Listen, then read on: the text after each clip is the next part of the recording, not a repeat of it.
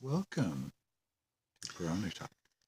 We're on chapter 35 of the second kanda of the Garuda Purana, the epic text on mortality, with enormous emphasis placed on the after you die part.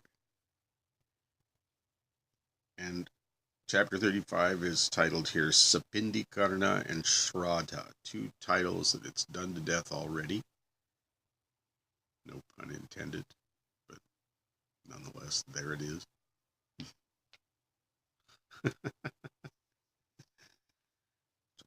in a mood. Garuda said, "O Lord, I have another doubt. Please clear it.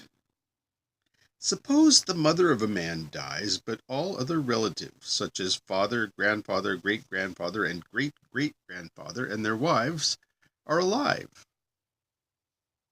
Except, of course, the mother. We made that clear. Mother dead, everybody else, back to the alligators, still living with their spousal units. With whom shall the lady be joined in Sapindikarana?" Do you do it just for her, or do you hook her up with one of the other relatives? Yeah, well, you generally would hook her up with the husband. The husband's But still the husband's still alive, and you can't defer to the next generation male in the line because they're still alive too. So what do? The Lord said, "O bird, I shall repeat the mode of Sapindikarna already mentioned to you." See, they admit that they've already told us. They're being repetitive. "The lady in question shall be joined to Uma, Lakshmi, and Savitri, three aspects of the goddess that would be identified as the Shaktis of Shiva, Vishnu, and Brahma. 3 generations from one are those who share the Pinda. The next 3 generations are those who do not share the Pinda. The next 3 generations are those who receive the wipings of the food offering sticking to the hand, and the 10th is near the line."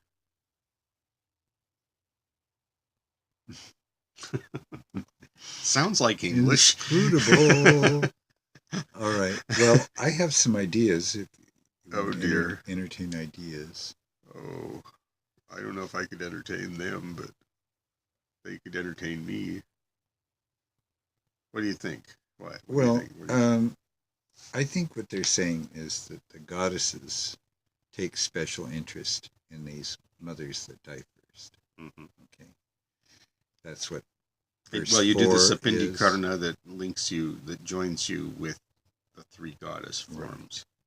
So I think that that's the first thing they're pointing out, is that these goddesses take special interest in these people. Mm-hmm. And then this next bit It's a little different. Is who can do rituals for mom when she died. Well, three, right? It's talking about you join together people with the Pinda, which is this lump of food, this rice offering ball. And the Sapindikarana is the doing with Pinda. But he asked, who can do it? But they say that I was just looking at this generational thing. It says 3 generations from one are those who share the Pinda. The next 3 generations do not share the Pinda, and the ones after that get what's left over in the hands of whoever's making the Pindas. Right. So they're basically falling off the edge. There's sort of this notion in ancestor worship that you don't have to try to keep it going for very long because we know what happens. There's too many of them. And you forget. You don't know who you're doing it for anymore anyway. You're just doing it for the ancestors. You don't know who those people Okay, let's go on with 6. These are the names assigned to men in one's father's as well as mother's family. The householder who performs the Shraddhas saves 10 preceding and 10 succeeding generations. When Sapindikarana is done, the householder is considered first. Reckoning is made from him. His fourth grandfather, i.e. the great-great-grandfather, is Tyajaka for him, i.e. neither pinda nor water libation is offered to him. Grandfather of the fourth degree of the first Tyajaka is the first Lepaka, i.e. the seventh grandfather reckoning from the householder. Grandfather of the fourth degree of the first Lepaka is in the 10th degree, since he is the fourth in reckoning from the seventh one. So what they're doing is they're just saying, when you make the offering for the grandfathers, which grandfathers are getting it, which ones aren't. That's all it is. They're laying out what the rules are for who's getting it, who's not. I'll buy that. And so 10th degree is 10 generations, 7th degree is 7 generations. So, right. So that's the other linguistic thing that might confuse people. Fourth generation. 9.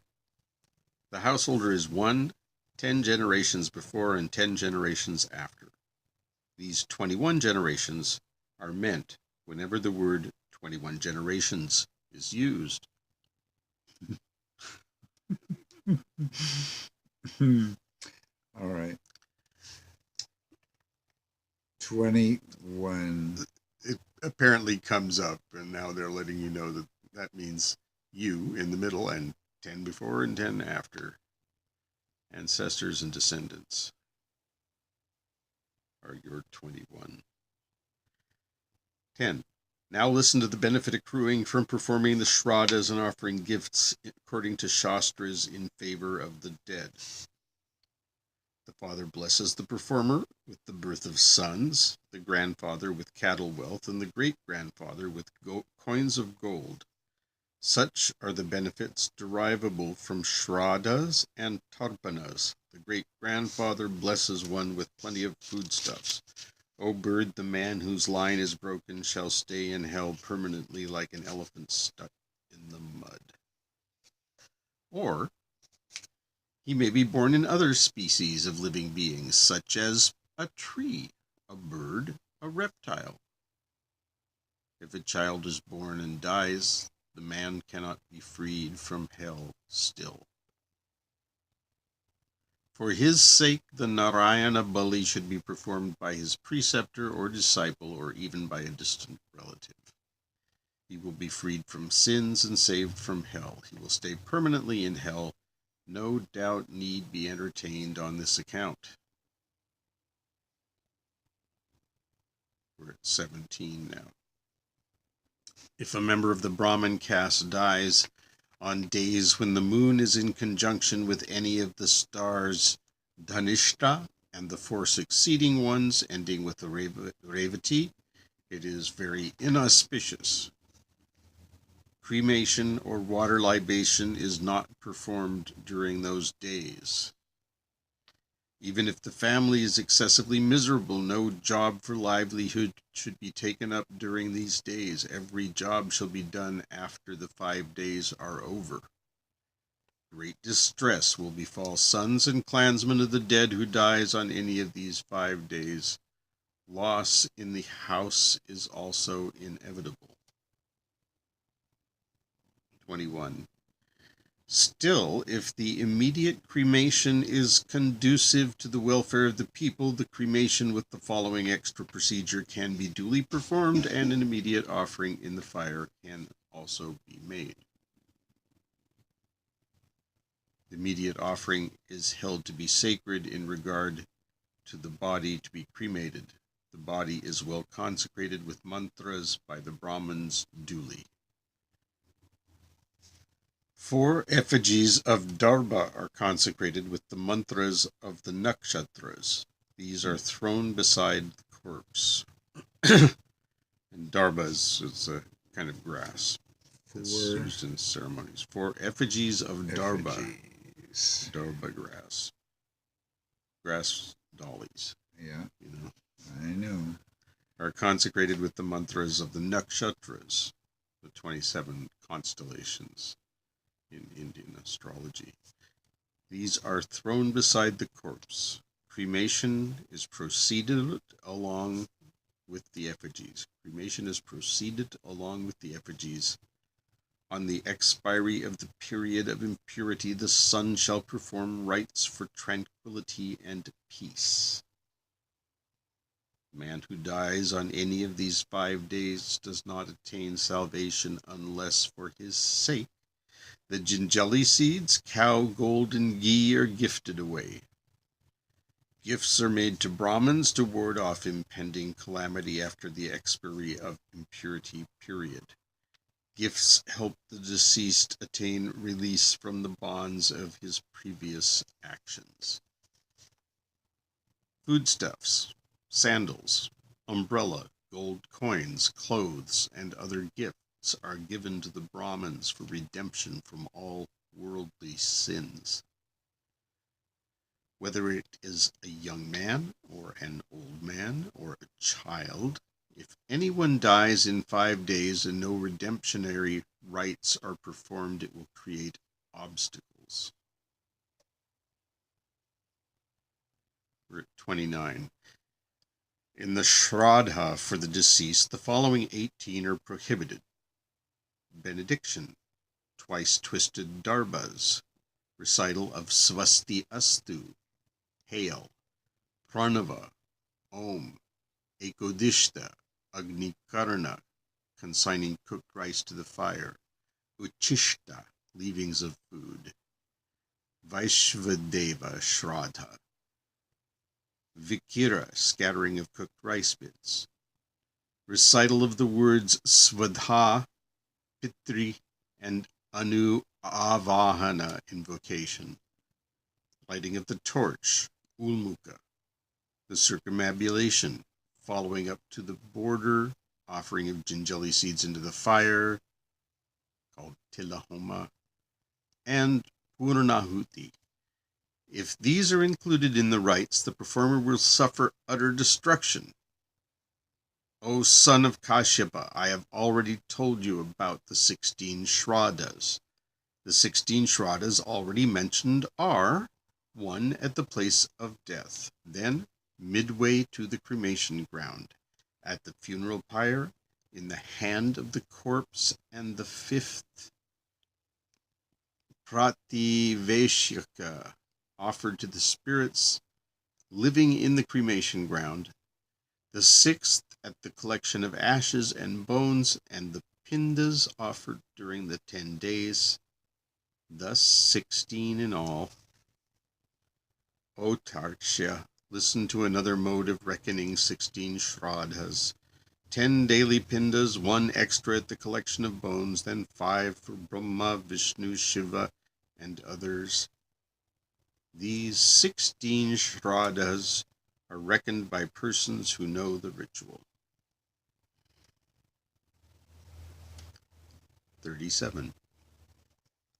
O bird, a third method of reckoning the 16 Shraddhas is as follows.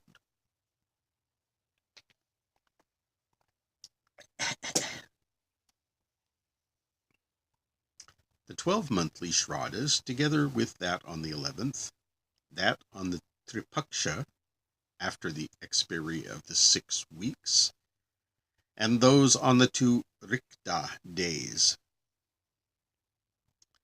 The first set of 16 Shraddhas are for purifying the corpse. The 50 Shraddhas are for purifying the line of manes, Pitri Pankti. If enjoining Sapindikarana is devoid of 50 Shraddhas, it shall not reach the Pitris. The redemption from ghosthood is possible only if 50 Shraddhas are performed. If the performance of 50 Shraddhas is even slightly deficient, the presence of Pitris cannot be effected.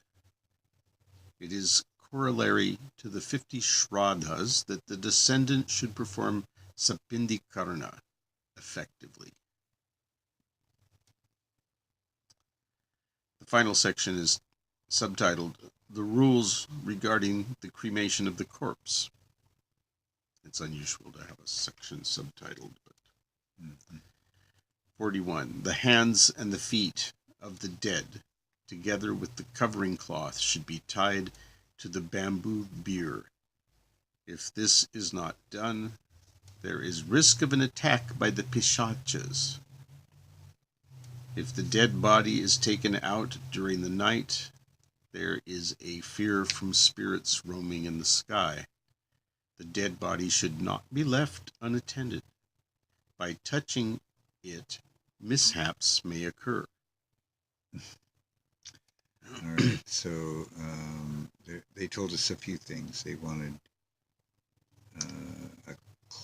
a cloth covering on the body. Right? Yeah, the hands and feet of the dead, together with the covering cloth, should be tied to the bamboo bier. Okay. So cloth to be tied down. Yes. Together with the hands and the feet. They don't want it coming off. Tie it at the top and the bottom, together with the bamboo structure. B-I-E-R. Yeah. If this is not done, there is risk of an attack by the pishachas, which are little goblin spirit things. If the dead body is taken out during the night, there is fear from spirits roaming in the sky. The dead body should not be left unattended. By touching it, mishaps may occur. When there is dead body in the middle of the village, and if anyone takes food with that knowledge, that food is known as flesh and water as blood. Parenthetically, it says, no one shall take food or water before the dead body is removed. In other words, get the point. That's what they're saying. This is not the... well, it sounds a lot like communion ritual. No, this is not the body and blood of Christ we're talking about. It's just saying, don't you dare eat anything. It's like eating his dead body itself if you do that. So, but yes, there is this. That struck me as well. Okay. So, 44.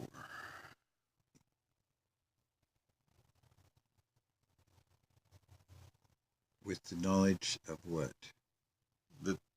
That somebody's dead, their body is laying in the village and hasn't been taken yet. Oh, I see. So nobody's supposed to eat? That's right. In other words, get the body out of there. You don't want it hanging around.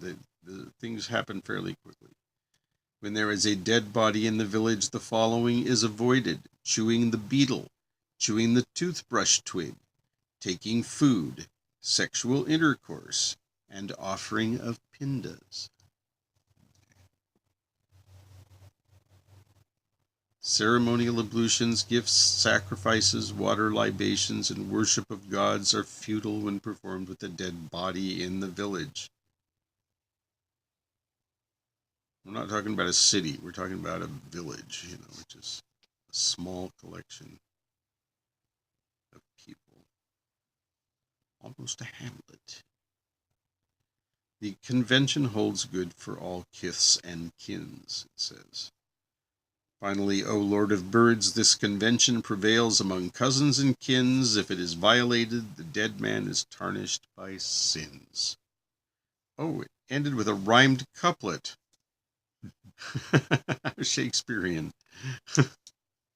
Yeah, well, it's interesting for sure. The